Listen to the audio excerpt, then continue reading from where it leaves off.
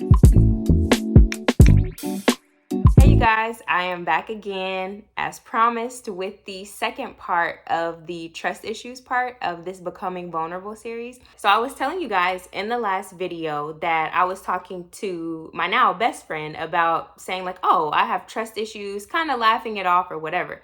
So there actually was a situation a while back where she had asked like how could she be praying for me, and in my mind I'm like, ooh, there's something that I could ask, but that's super sensitive. Like, this is something I really only talk to God and maybe like one other person about, and not even extensively. Like, I talk to God about this when I feel comfortable enough, but it wasn't even like I'm talking to God about this every day. I was like, I don't think I'm ready to ask for prayer in that area because it was going to open me up to be super vulnerable. So in that moment, I knew what I wanted deep down inside to ask for prayer about, but I was just like, I wake up the next morning and I had a couple thoughts like, oh, maybe I could have spoke up, but I'm like, it's fine. Like, there's no harm done, right? In my quiet time with God, I literally feel him check me. Like, you are not going to be able to hide in this friendship with this person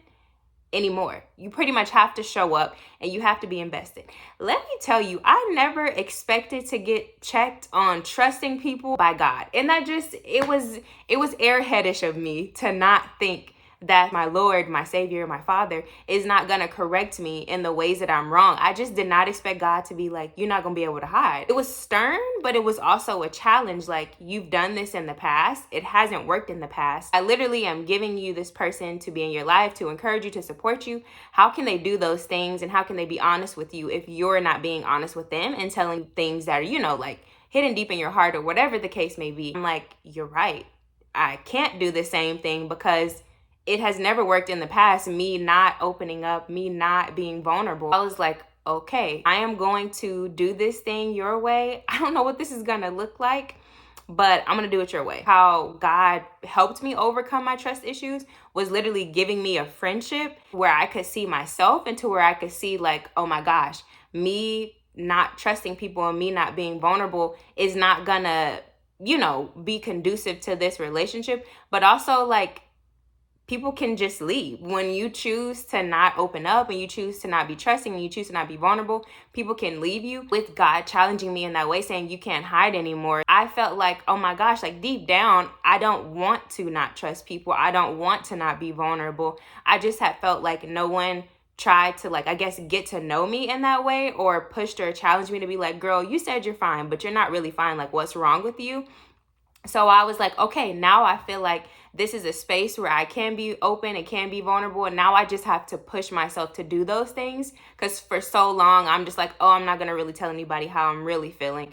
Oh, I'm just going to keep this to myself. Like, it's a me and God thing. And there will be a lot of things that is just between you and God. However, God puts people together so that we can lean on each other, so that we can depend on each other. What I've learned in starting to trust people again, it doesn't matter how high you stack the bricks on your wall, you can never 100% protect yourself from getting hurt. That wall may, prevent a lot of things from coming in, but we live in the world. Like, there are going to be things that happen to you, and you can never 100% protect yourself. And I don't even think it was really until like I started doing this series and talking about these things that I realized, like, dang, I was really putting layers and layers of bricks on my walls, thinking, okay, well, if I don't let anybody get close enough to the wall, like, they can't come in, they can't hurt me. But I was also keeping out a lot of good things for the sake of protecting myself. I was kind of hurting myself, if that makes sense. And it's just like, if you think that you are going to be in any relationship, it doesn't matter, friendship,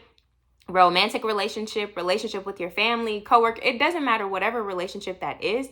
If you think that you're going to be in one of those relationships and never get hurt, it's just unrealistic. And that's something I also had to get over. I'm like, well, God, I've been burned so many times. And it's like, when you deal with people, nobody is perfect. We all have like our own messiness, and there is a certain aspect of messiness to relationships. Not the unhealthy part. I'm not talking about the intentionally toxic parts. I'm talking about the we all have faults part. It's kind of like a sucky reality, but it helps me to have a more Christ-like view of relationships.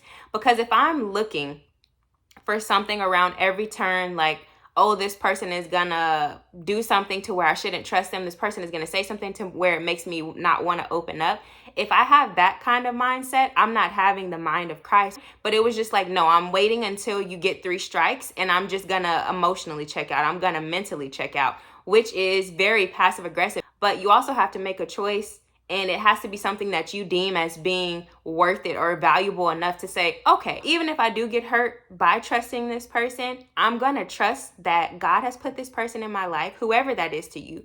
God has put this person in my life. I'm going to trust him, one, because he's saying like, okay, this is a person that I'm giving you to be in fellowship with. This is that person. So one, you have to make the decision to trust God and who he's giving you. Two, you have to be willing to say, I'm willing to overcome my issues and lack of trust in people because I value the relationship. I value you as a person, and I don't want my unhealthy ways to seep in and to keep me from missing out on what God is doing for me or who he's even given me to be in fellowship with. So that's another thing you have to make a decision about. When you make those decisions, you are finally starting to like remove bricks from the wall so that other people can see you and other people can get in. I think for me personally, removing the bricks has come brick by brick, piece by piece. When I made the decision, looking back on it now, I think sometimes we always want like this instant gratification of feeling like, okay, I made this decision and it's just like all the bricks are removed. I spent years upon years layering those bricks on my wall. So I had quite a few bricks, and thankfully with the help of the Lord, he has helped me remove some of those bricks. But sometimes it looks like removing 1 brick at a time, or it looks like maybe removing 2 and I'm looking at a wall that has like 1,000,000 brick pieces.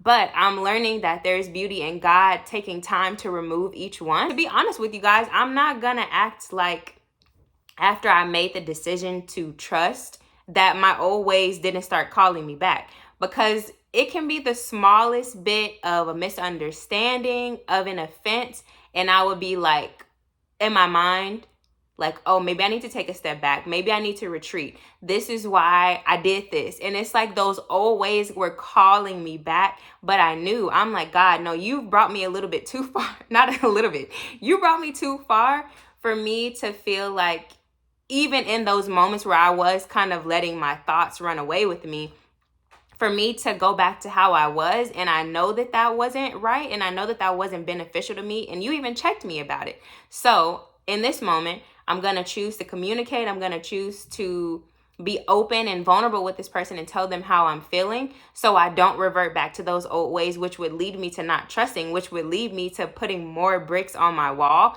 which would isolate me and keep me by myself. Let's just call a thing a thing. The enemy comes to steal, kill, and destroy. That stealing, killing, and destroying, he doesn't want you to be who God has called you to be. He doesn't want you to walk in the ways of God. And he most definitely does not want you to be surrounded by the people that God wants you to be surrounded by, because they're going to help you walk into purpose and walk out everything that God has put you on this earth to walk out. So he does want you to be isolated. And I did feed into that and play into that, because I'm like, oh, I will never hurt myself, which, I mean, that's a lie too. If you believe that you don't hurt yourself, you gotta read your word.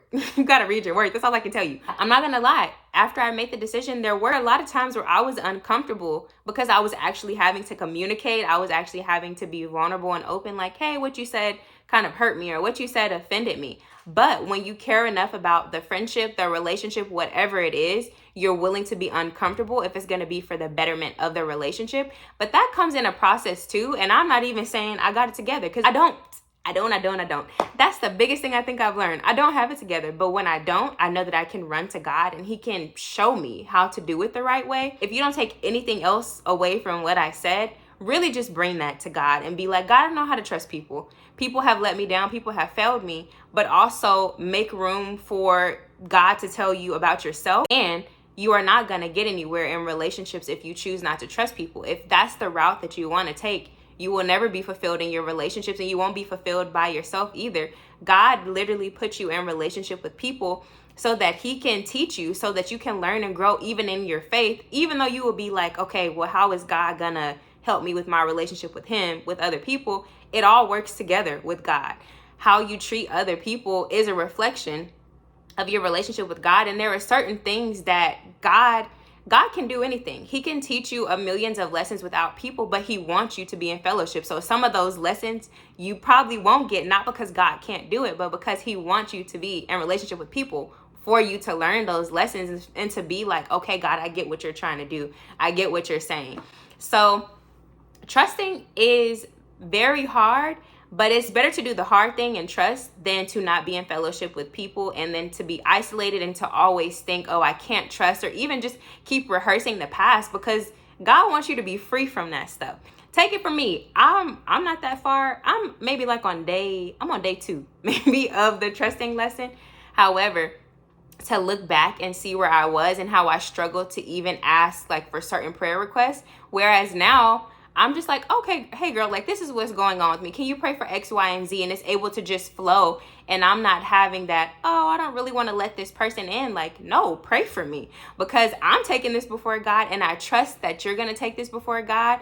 And like, thank you for even opening up the space for me to feel like I can feel comfortable telling and sharing with you what's really going on like deep in my heart. I will say I have also learned you have to be open and vulnerable and trusting with those people who God has like literally said, okay, these are people I'm placing in your life.